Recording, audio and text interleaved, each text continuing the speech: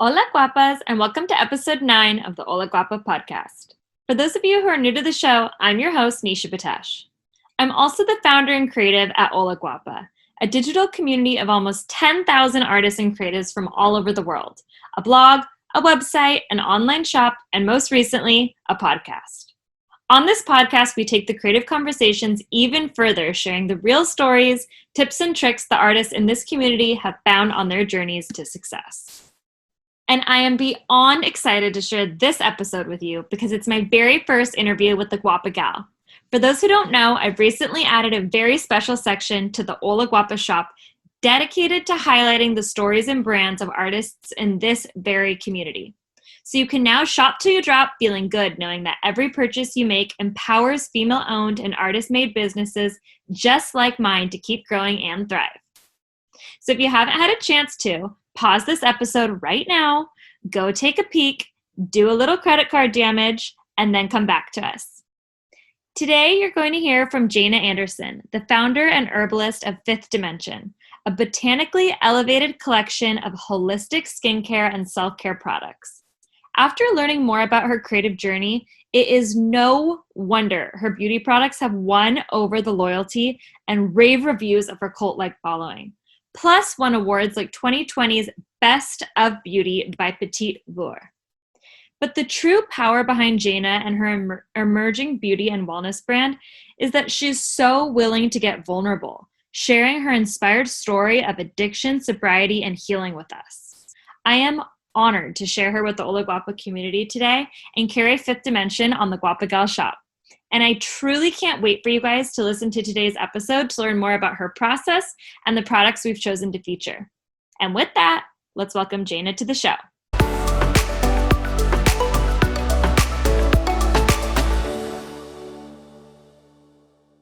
Hi, I am Jayna Anderson Roy, and I am the herbalist and founder of Fifth Dimension, which is a botanically elevated holistic skincare brand. Amazing. And how did you think of starting this brand? Um, it's kind of funny. I've been making skincare kind of on my own and for myself for a very long time because I have chronic inflammatory conditions, most notably keratosis pilaris, which is like often referred to as chicken skin, and that's was on the back of my leg or back of my arms and front of my legs. So I had been making my own scrubs and body butters and oils for a long time just because anything else didn't really work for me. And then I was living, this is a funny story how the brand came to be, but I was living in the desert, a town called 29 Palms outside of LA, like 3 hours outside of LA. And I really needed money. And my boyfriend, my now husband, he was like, why don't you just sell some of your potions? You know, he's like, those things you make. And you know, someone else might like them. So I made like 3 and I put them on my personal Instagram, like, hey, I made these, you know, lip balms and body butters, and they sold. And I was like, wow, people actually bought them. And then I was getting feedback like, I love this. Wow, this, you know, this is what I needed. My skin was so dry. And I was getting positive feedback. So I made more and it kind of evolved. But then there was this point where I realized I want to turn this into a brand. I want to take this a little bit more seriously. I don't want to just make a couple things and, you know, put them on Instagram. I wanted to have a website and a place where people could learn about my process and everything. So it was kind of organic. And it wasn't like I set out to say I wanted to start this brand. I was like, I need some cash and I'm good at this. So let's see what this does. Yeah. Yeah, I mean, I always love hearing the stories of how baby brands and businesses got started and where that tipping point was to turn it into something that you were doing as a passion and then turning it into a paycheck and then really decide like making that difference between, okay, I'm going to sell product versus I'm going to create a brand and I'm going to run with it. Like I'm an entrepreneur now. Can you tell us more about that moment? And then I definitely want to go back to the beginning of kind of your first creative moment and how botanicals started speaking to you and how this brand really came to be like from the seed. Absolutely. Yeah. So I would say that the decision to turn Fifth Dimension into a brand actually came Probably 2 years ago. So I came out with the name Fit Dimension 3 years ago, and I started selling products under that name. But it was about a year or so after that that I felt like I needed to switch it. I felt like I was making things and then trying to sell them, and it was more it wasn't sustainable for me. So I decided to pare down my offerings, decide what was the best of the best. I invested in a graphic designer. I raised some money crowdfunding. The boyfriend let me use his credit card, like do the things to get the packaging I wanted. And I took the time to develop my language and my visual language. And that's when I was like, this is a brand, this is a business. I want to employ myself and I want to employ other people. So that was about 2 years ago. And now we're on track to do that. We're going to get my first paycheck, setting up payroll at the moment, so I can get my first legit paycheck and get someone on the books. But yeah, it was like a year into kind of selling my goods, because I was so nervous that what that would mean. Like, it would lock me into something, and would it remove some of my creative energy? And the complete opposite. It like stokes my creative fire. I feel more creative and I feel more confident in my voice since I stepped into this thing and was realistic. Like, I want to own a business. I don't want to just be living sale to sale anymore. So Yeah, I love that. And I think that what's so interesting about like your industry specifically in like natural beauty and wellness is that that's the step that I find that a lot of creatives don't take, is to really lock in a solid visual identity and have their branding and their packaging on point, because sometimes it can look a little bit hokey pokey or a little bit like a potion. And I think in order to really sell your vision, it's so important that you concentrated on that visual element and really did lock it in. Was there something from kind of your past or your background that made you realize how important that was? So I went to art school for college, and I've There you been, go. yeah. So I've been painting and drawing and sculpting and working digitally since I was a child. My mom always really like made sure that that was something that we, a way that we express ourselves was creative language. And that was something that I noticed. I noticed that a lot of people whose products I respected might not have had the visual identity to back it up and open that door to a more mainstream audience. Things seemed, it tends to look a little bit homespun, and I think that has its place, and that's what some people love. But for me, Absolutely. like, I'm bold, I'm green, I'm funky. I love to have this like really bold identity, visually speaking, and I just knew that locking myself into this and kind of making it look what I always dreamed it could look like was a big step for showing people that we're serious and I know what I'm talking about, and our products are important, and you should try them. And it worked. Yeah, It because your worked. packaging is gorgeous, by the Thank you. way. Thank you.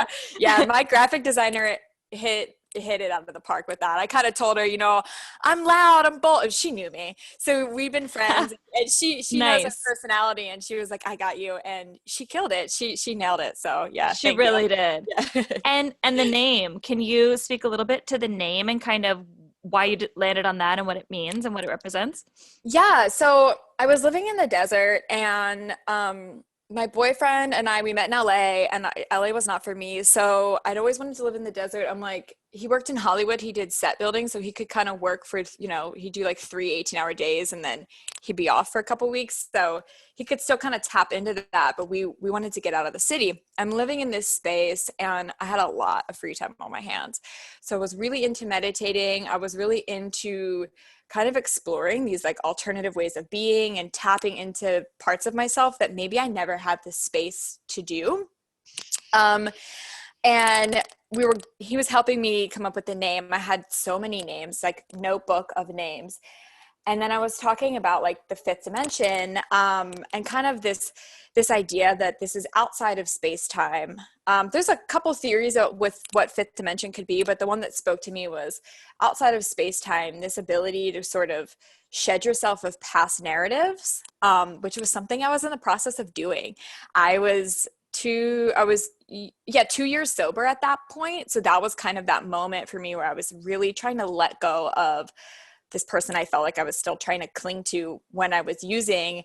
And I just wasn't that person anymore. So that like spoke to me on this metaphysical level of just releasing stepping into a spiritual identity that I didn't have before, and releasing this like stuck feeling that I had of who I was supposed to be. And yeah, I liked the idea of the fifth dimension being this transformative space, because I wanted our skincare to feel transformative in the way that you think about skincare and the way that you engage with your body and practice skincare, and the products themselves, like they really can shift your skin.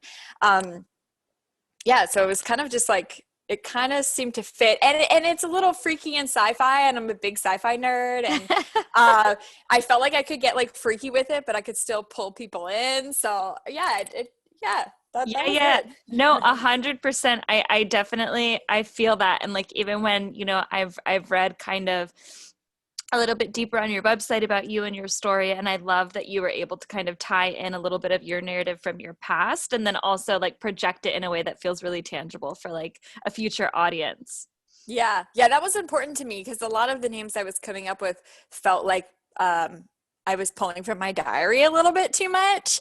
So that kind of was this like, the fifth dimension has multiple interpretations, so people can kind of put their spin on it as well. So yeah. I want to talk a little bit about your past and about your struggle with addiction, because I feel like it really led you to this place that you are now, that is super focused on, kind of natural healing and transformation. And I want to go back in time a little bit and talk about how, maybe some of your experiences from your past and your struggles have kind of led to this aha moment, finding, a purpose and a deeper root in your mission. absolutely. I struggled with addiction for about a decade. I was using drugs and alcohol pretty regularly, on and off for a decade. So that was just something that was normal to me in my life. I come from a family that is prone to substance dependency. So it's just something that was normal. It's just how we existed. And it was really hard for me to get sober. And I woke up one morning and I realized that I wasn't happy with myself. I had said that I was only going to have one drink. And then I woke up the next day and it was again another blackout. I was like, did I use last night? Because I was kind of on and off with using drugs over that decade, but alcohol was like the main thing that was what always ended up, allowing me to start using drugs again and all that. So it was not a happy time for me. I have people in my family in my direct family who were, everyone was struggling with addiction, experiencing homelessness. It was really dark. And I wasn't experiencing homelessness, but someone in my family was at that time when I chose to get sober. And it was dark and I wanted to live. Truly, I felt like that was the decision I was making. Do I want to have a life, or is this going to be my existence?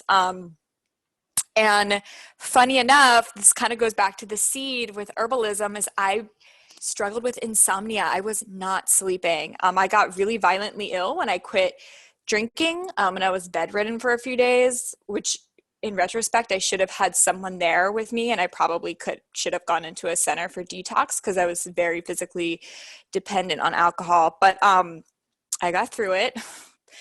That was wild. And but I could not sleep. I couldn't sleep for the life of me. And I was working this job, and somebody offered to make me this herbal tea blend. And it didn't work the first night, and it didn't work the second night, and the third night I slept.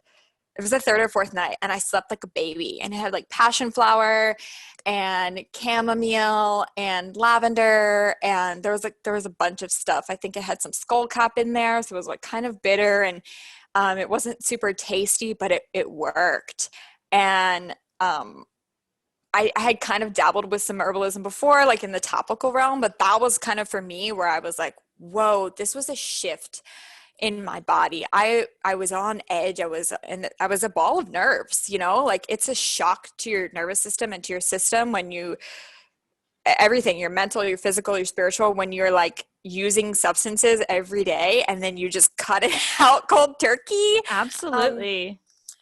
That wasn't, yeah, it was a rough time. And so I'm over 5 years sober now. I had my 5-year anniversary in December. Congrats. Thank you. That's Thank a you huge so much. accomplishment. Yeah. Yeah. Yeah. And, you know, people in my family have gotten sober since as well. And we've built this network of support with each other, which has been really beautiful. And all of our lives have transformed. And it's pretty wild to see where we were and where we are now. And I wanted to be able to serve people in my community because so many people that I loved in my family and my friends experience substance dependency or are choosing not to use substances, or have gotten sober, have gotten clean. And I found that herbs were really helpful for me in kind of bridging that gap between like, okay, I'm not doing this thing anymore, but my system's still shot from doing it.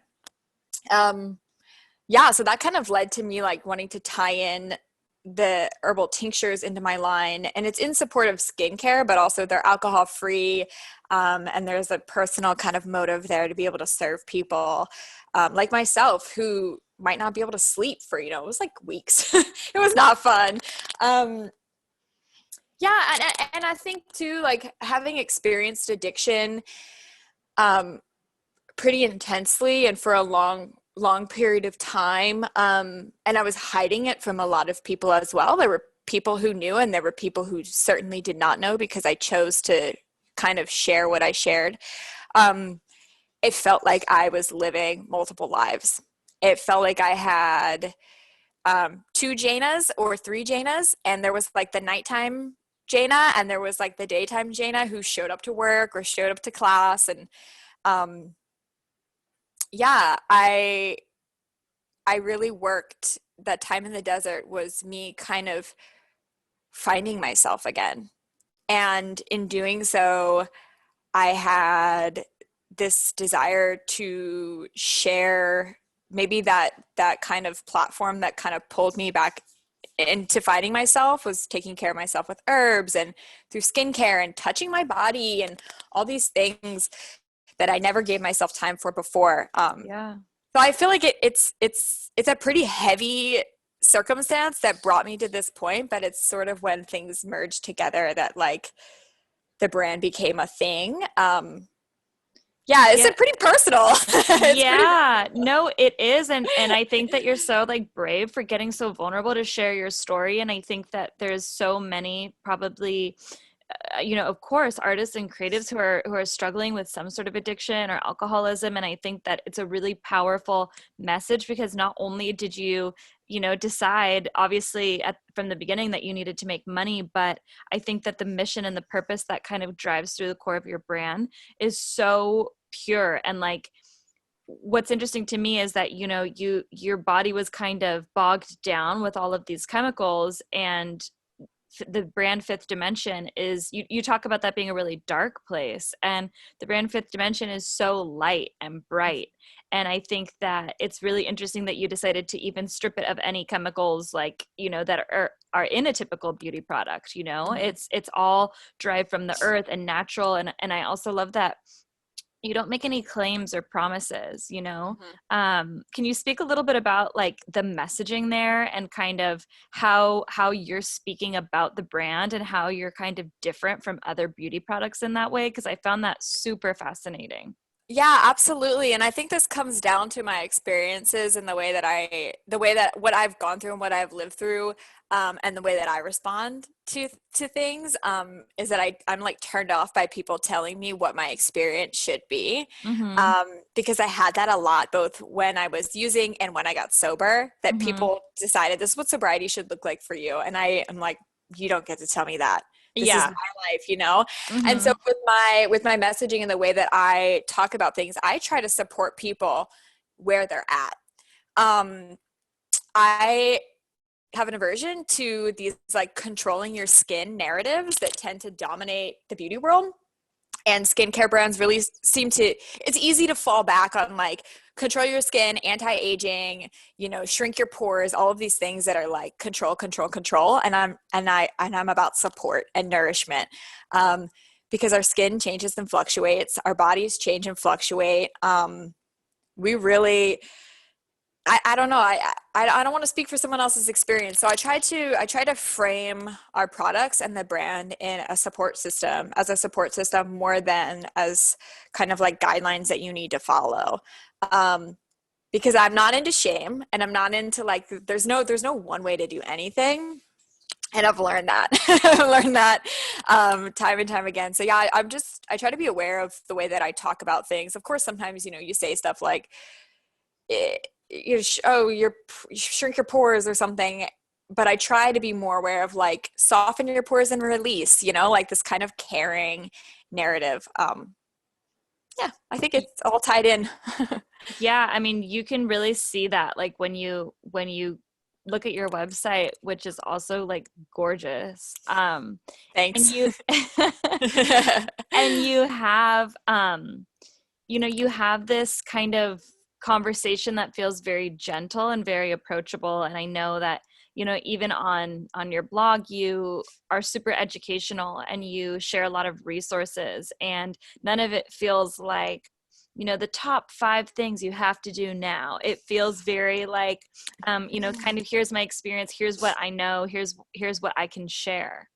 Yeah, absolutely. And I think there's something to be said for my study of herbalism as well, is that when I study herbalism, we're studying like traditional use, how other people used it, so empirical evidence, the environment of the plant, what the plant engages, how the plant engages in the body, and then also studying scientific research. So I think there's kind of this blend of like, this is what I know and this is what other people know, and see what you can take from it, So Yeah, I want to speak a little bit more about your process and kind of how you're making all of your products.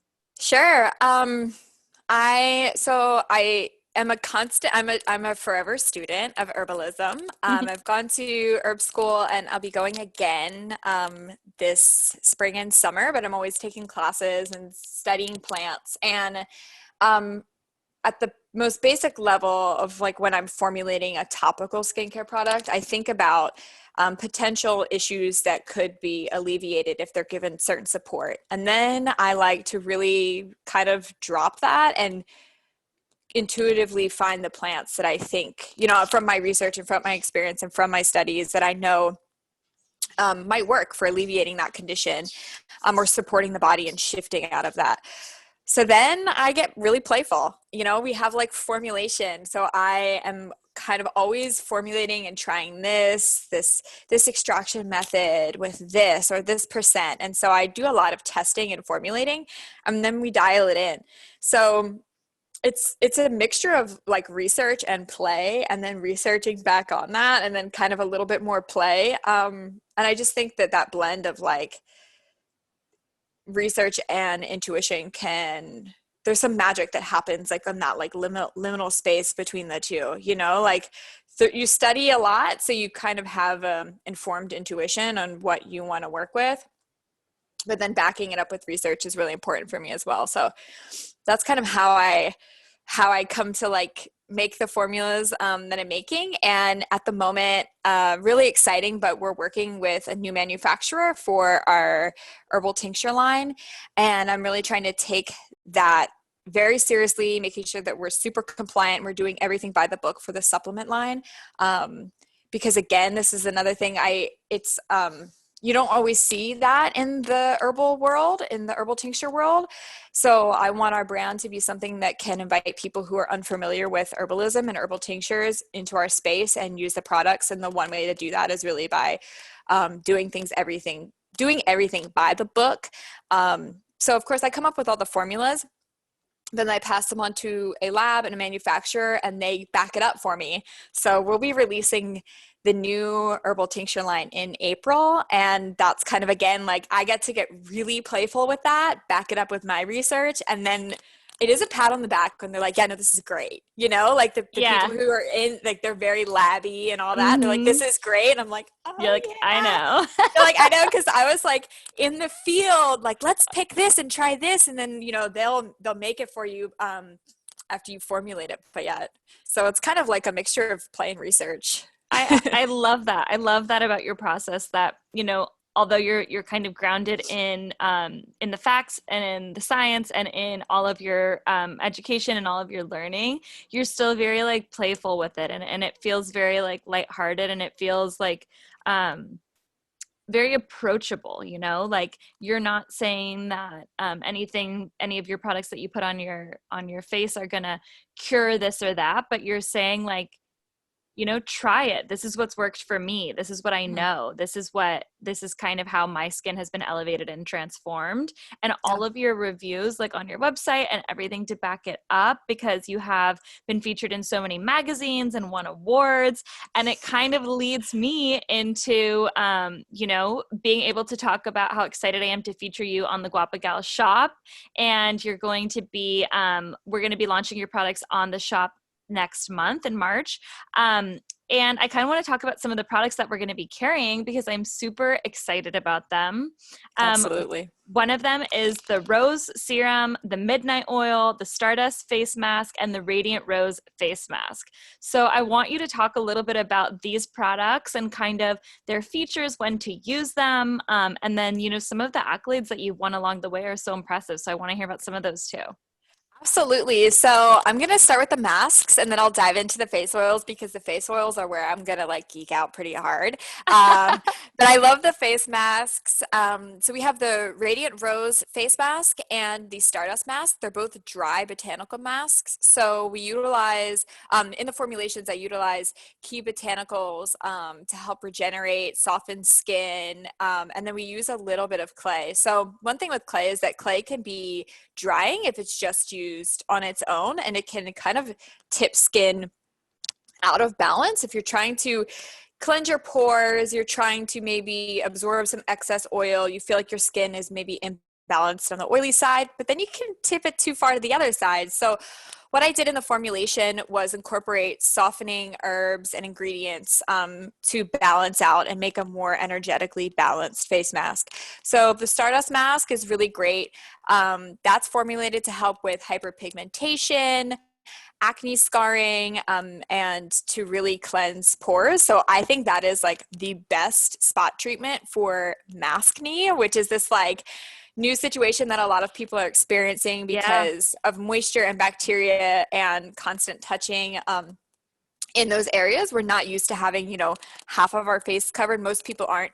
And so that's kind of where I feel like Stardust shines really well. That is like I just do a little bit on my little maskne pimple, and it pulls out what needs to be released from the skin. So, a pimple or breakout is your skin trying to release excess or waste or bacteria or something like that. So the masks are a way to support your skin in doing what it's already trying to do.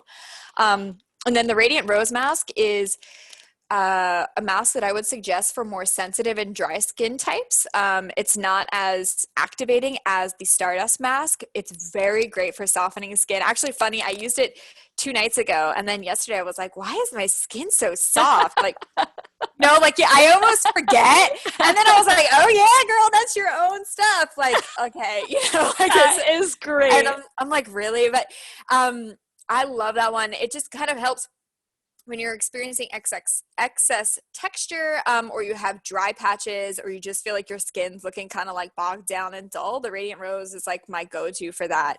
So I love the 2 masks. You can use them in a variety of ways. You can mix them with a rose hydrosol or water, or honey or oil, depending on your skin type. Okay. And I just love them because they're so versatile, and they're both great like workhorse face masks, but they're not going to overly dry your skin, which was very important to me when I was formulating them. I just feel like a lot of clay masks on the market are super intense and super drying, and that's just not my approach. Yeah, no, it's so true. They are. And I think that, typically when I'm feeling like I want to have like a little like self-care night, or I want to do, a face mask, or if I'm noticing like there's something kind of funky about my skin, it's like, I don't know what to do, so Mm-hmm. I put on a face mask, and then often it's like you said, it's kind of tips me one way or the other. Like I'm feeling Mm-hmm. super oily or I'm feeling super dry. And kind of what I love about the way that your face masks come, which I haven't often seen, is that, as you mentioned, they come as a dry powder. So it Mm-hmm. comes in a really beautiful little jar. And you can kind of, I mean, it's so cool to hear all the different things that you can mix them with, because I don't even know. You can mix them with honey and oil or just water. And then can you adjust the amount of the powder that you put in? So like maybe you try it with a little bit of a lighter amount of powder, and then you can kind of keep increasing if your skin is adjusting well to it. Absolutely. So I typically suggest like a 1-to-1 ratio of powder to liquid, but I always say like this is where I encourage people to get playful. This is an opportunity for you to get a little bit playful in your skincare. So I usually suggest starting with water, or like a rose water or an orange blossom hydrosol, something like that. Um, to see how you fare just with like the mask kind of straight. And then, yeah, I like it to be a little wet, but you don't want it dripping off your skin. So you can adjust. And then starting out, I like to do a thin layer. The more that you pile on, the longer it'll take to dry out. And you want to remove the mask just when you see it starting to dry around the edges. So sometimes if you put the mask on thick, it'll take longer to dry and it's on your skin. So it's activating more on the skin, which is great for if you have a breakout or something like that, or you have like an oily area that you're trying to kind of tip back into balance or something. But yeah, I usually just kind of wait until you see it start to dry, or you can set a timer for 5 minutes and remove it and you're good to go. Yeah, that's actually really good advice, because I always see a lot of like beauty bloggers talking about like leaving it on forever. And I do think that, when the Yeah. label when the label says like 5 minutes, I'm like, okay, maybe I shouldn't do 20. But Yeah. I think sometimes you think it's going to work better or stronger or be more efficient the longer you leave it on. So I kind of like that approach of doing like a thin layer and then setting your timer for 5 minutes. As soon as it starts to dry, you take it off. Yeah, exactly. Yeah. And because I'm like, you just want to do enough to kind of give your skin that boost to do what it wants to do. You're like giving it a little kickstart with the mask. That's how I view it. When I'm, I love it. Yeah. yeah. And And then and the now face. you're gonna go nuts, huh? Oh yeah, I'm gonna go nuts because the face oils, I love the face oils, and I mean, I love them. I constitutionally, I'm dry, so like I tend to have drier skin. I have dry inflammatory conditions. I have keratosis pilaris and rosacea, um, and I love the face oils because I've been using various oils in my skin for years, but nothing like these. Like these are very transformative because of the botanicals that we use. So I use a unique extraction process that allows the botanicals and the herbs to infuse their constituents or their beneficial components into the oil without being overly harsh. So you'll notice that in the midnight oil, for example, that is apricot kernel oil infused with lavender, chamomile, and marshmallow. So it has this Amazing. really gentle aroma. Mm-hmm. There's no essential oils, there's no fragrance. That's just from like the whole plant soaking in the oil. And I used that's our night oil. So the midnight oil is our night oil. It's really for softening and rejuvenating skin so that you wake up feeling refreshed. And I selected the botanicals for that because they're known for soothing skin. They're like known botanicals of the night. When you think of trying to go to bed and calming down, you think of lavender, you think of chamomile, and then marshmallow root is very softening and moistening. So I selected herbs that are going to soothe inflammation, but do it in a gentle way because, again, I don't want to tip skin out of balance. I think sometimes in mainstream skincare, it's like really controlling and really intense, and then it actually, I'm assuming that might overuse things. That's kind of what Right. because I can't control what people do at home. I don't want to, but Yeah. you want to give a gentle approach. That's how I take it. So with the face oils, I think the midnight oil like really shines in that regard. It has rose hip seed oil and sea buckthorn oil. So it's just packed with nutrient dense, vitamin dense oils that condition and soften skin and help support production, and the herbs really really do the work. I think the herbs really do the work in those oils. And then, so that's midnight oil, and I love that one. I use it at night, and I'll use it kind of in like a facial massage way to really help myself unwind from the day, massage my eyebrows, massage my jawline. And then the Sub Rosa serum is, we call it a serum. It's oil-based, so it's hemp seed oil and rose hip seed oil, and it's infused with whole plant organic rose petals. But I call it a serum because it's antioxidant dense. It's nutrient dense. It's more of like a dry oil, so it doesn't sit on top of your skin as much as, say, the midnight oil might, which is why we use it at night, not during the day. Sub Rosa is like our daytime oil. And yeah, I call it like a oil serum hybrid just because it's packed with nutrients. So a serum essentially is something that is going to give your skin a high pack of nutrients and antioxidants, or something that really is going to shift your skin when it's struggling and when it's underfed from it, it needs some nutrients and some things. And I just love this because it's kind of a one-shot deal. You can kind of skip like the vitamin C serum and all that stuff and put this Sub Rosa on. It softens, it brightens, it conditions. But again, it doesn't sit on top of your skin. It really absorbs into skin well. And that has been, thank God for Sub Rosa serum, because that is the only product that has remained from my initial offerings to now. It's gotten like a slight formulation tweak because there are some essential oils in it, and I toned it down a little bit in terms of the essential oil, because I think less is more with essential oils. But that oil alone like paid the bills when I was like rebranding and doing all these things and kind of struggling because people love it. It's kind of become like this cult favorite. It's an underground it's an underground fave. I think it's my best seller. It's been my best seller for 3 years.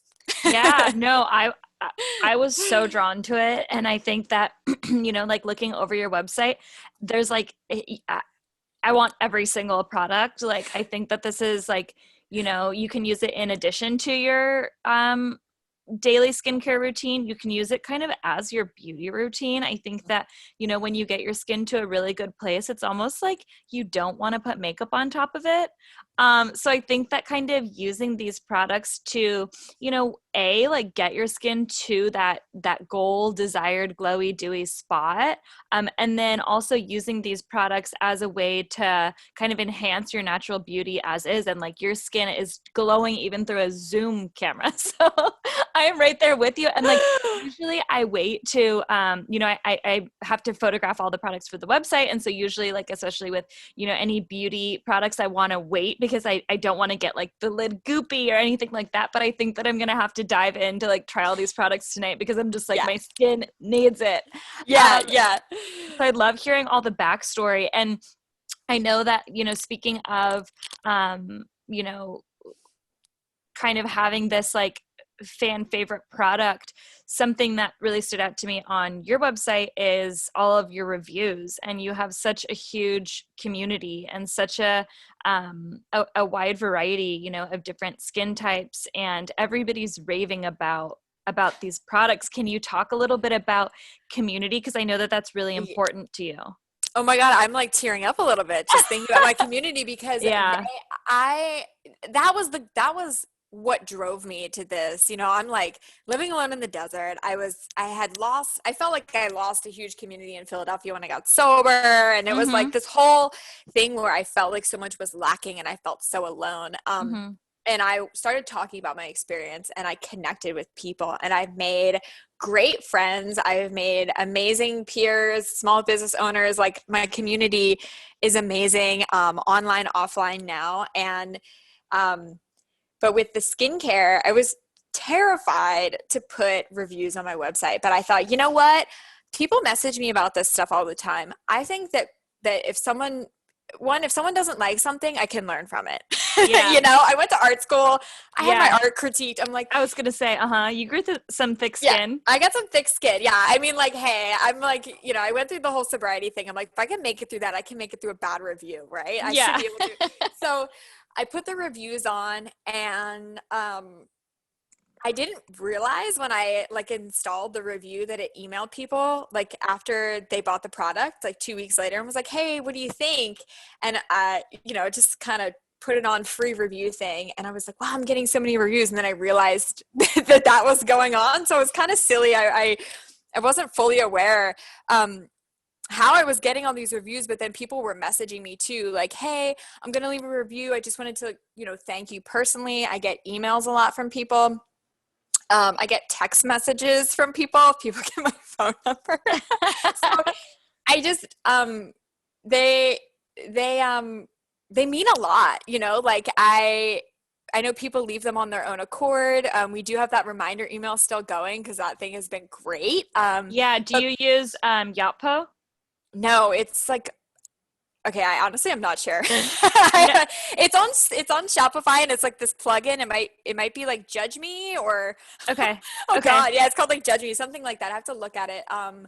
But the reviews have been great, and it's really helped inform the way that I continue to formulate because I'm seeing trends in what people respond to in the product, which allows me to have an informed lens when I'm thinking of what I want to offer my community in the future.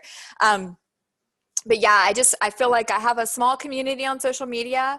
I have like 3,000 some followers, but I have a great community. Like we engage with each other. I feel like I know some of these people. Yeah. And I feel really blessed to have found this like corner in a really strange, social media landscape that is kind and loving and Yeah. supportive. And I think that like maybe me showing up with this brand, like being pretty vulnerable and open, Mhm. allowed me to receive some like kindness when I really needed it. So it's been great. And I have to say the reviews are amazing too. I'm going to just one more little like rant tangent about that because I don't have a huge marketing budget or an ad budget. It's all been funded by me and long hours. So when people leave reviews on my website, it's showing someone else who comes to my website and is intrigued that our products are what they say they are, or they can help you in a way that we think they might help you, something like that. So that has been absolutely huge for the growth of my business. The reviews. I mean, it's amazing. So thank you to everyone if you're listening and you've left me a review. Thank you so much. Shout out. Yeah, no, I 100% agree with you. And I think, speaking a little bit more to the business side of things, because I think often like having a creative mindset and having a mission and a passion and kind of being super excited about a brand and getting the packaging right, often it's not enough, like you need community and you need to be able to be vulnerable and share your story. And I think that you've done that so well and so eloquently, like the way that you speak to not only your brand, but kind of your backstory and how that's brought you to this place is super, super inspiring. Is there anything that you would want to share, with somebody kind of coming up behind you, that might help them kind of start their path, whether or not it's a path from substance abuse to sobriety, or starting to dabble in the world of botanicals and kind of leading that into a wellness and beauty business? Is there any advice that you can share, or anything that you remember that somebody shared with you that really kind of turned the tables for you?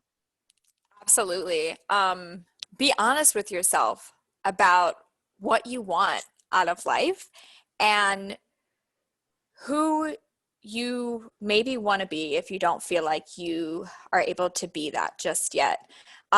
Being honest with myself allowed me to take this to being a business. Being honest with myself allowed me to get sober. It's not easy. It's really difficult. It's hard. It tends to happen when you're not in a good place, when you feel like you're up against a wall and maybe you keep trying things and they're not hitting the mark. I think the only way to find your authentic voice and to truly be yourself and connect with yourself and other people is when you can be honest about what you want out of life. And it might not be what other people want for you. and it might not be what other people are doing. And that's difficult because there's a lot of peer pressure on social media that isn't necessarily, it might not be active, but it's like this passive aggressive peer pressure in a sense that we put ourselves in. We can't help but compare ourselves. But I think when you're honest about who you are and what you want out of life, you can figure out a way to make that happen in some capacity. It's really difficult to start a business when you feel like life isn't what you want it to be and you don't know how you can make it be what you want it to be, and you really love doing this thing but you have no idea, and it can be terrifying. But I think that there's a space for people being authentic, and we need more of it, and small businesses, and just like we need more of that on social media so that people don't feel so like, I don't know, comparative. Not everyone's life is great. It's not great. Life is not great all the time, and that's okay. Yeah. Awesome. I absolutely love that. And it has been such a pleasure talking with you and getting to know a little bit more about your story and your process. I am so inspired, and I want, like I said, I want to go put on a face mask like this instant. Can you pimp yourself out and let everybody know, where they can find you, on Instagram, on your website? And then I know that you just share so many amazing resources. Is there one place or one blog post that they might want to start, once they get to your website so they can learn a little bit more about skincare and what you do? Absolutely. So I wanted to real quick say thank you so much for having me. This has been Of amazing. course. Been excited all week about it. Yay. And you can find me online. My website is shopfifthdimension.com. So that's 5th, like not spelled out, but the number. And then on Instagram, we're Fifth Dimension Herbs. And then I think the best way to really stay in touch and connect deeper is to join our newsletter. I have a supportive skincare guide that's going out this week. I've been working on some really great emails to go out over the next few months that are going to be informative, educational, and then I always highlight blog posts and journal entries in the newsletter. I share herbal education, herbal information, workshop ideas, some other people that I'm inspired by at the moment, books, all kinds of things. I'm always doing a lot, and I love to dive deep in the newsletter community. So you can join the newsletter if you go to shopfifthdimension.com. There will be a pop-up, and then at the bottom of the page, you can also sign up for that. Amazing, and definitely excited to launch your products in March on the Guapa Gal shop, and you're joining an amazing community of movers and makers and other super inspired and talented women. So super excited to feature you there and share you and these amazing products with the Hola Guapa community. So thank you so much. Thank you. I can't wait to launch with y'all. This is awesome. Thank you so much for listening to this episode with Jayna. I hope you've gained as much value and inspiration from her story as I did. If you love what you've heard, please make sure you take a little time to rate and review this episode on Apple Music and or Spotify. But before we go, if you haven't already, make sure you head over to holaguapa.com to check out Jayna's brand Fifth Dimension. After listening, I hope you're inspired to shop her brand, knowing each purchase supports her mission to offer plant-powered, gender-inclusive skincare and wellness products that synergistically nourish and restore vibrancy to your mind, body, and spirit. So head over to holaguapa.com and discover your new favorite female-owned brand today. With that, have a beautiful week, Guapas, and as always, sending you tons and tons of inspiration and lots of love.